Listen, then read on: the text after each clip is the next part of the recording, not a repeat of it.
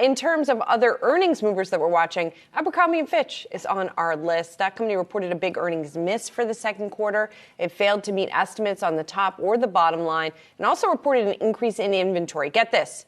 71% increase in inventory. I believe that takes the cake. We've been tracking those inventories very closely. Our Connor Hickey on our production team has been compiling them all. Yes, that's all he does is compile inventory numbers.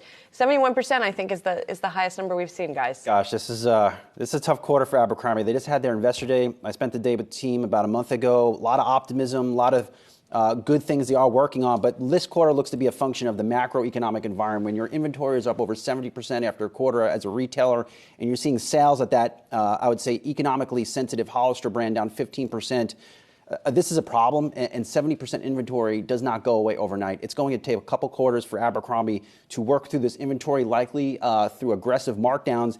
And depending where the stock closes today, and I haven't seen this in some time, maybe if at all, you might have Abercrombie shares trading in line with their book value at about $14 a share. And that is just not the norm for a brand like this and frankly, any company for that matter. Yeah, the Abercrombie brand itself within the broader kind of Abercrombie and Fitch parent company, or just the holdings that they have for all of these companies, that was the only bright spot. That was up and had its highest Q2 sales since 2015, they mentioned. But when you have the CEO coming out and saying the global macro environment deteriorated in the second quarter and we experienced a divergence in brand performance, that continues to be an extreme headwind that this company does not have an answer for right now, and how they're going to work through inventory. We also know that all of the brands that have said that they have such excess inventory that they're going to have to run heavy promotional cycles, that's going to impact their margins in the near term too. Yeah. And so they've already expected that those macro headwinds are going to persist, and they're taking even more of those actions across the brands to try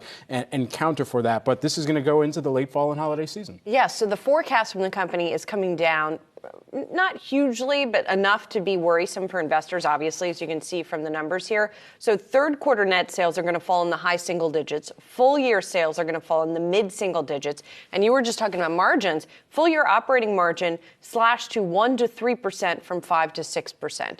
So if you want to get something on sale at Abercrombie & Fitch or Hollister, now would seem to be the time. Walking into the stores right now.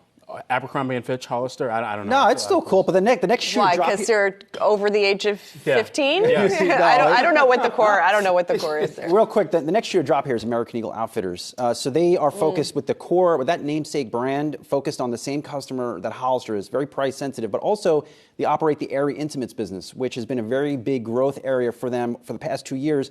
But as we saw with Victoria's Secrets last night, that is also a very challenged business. So it could be a disaster quarter for American Eagle coming up soon.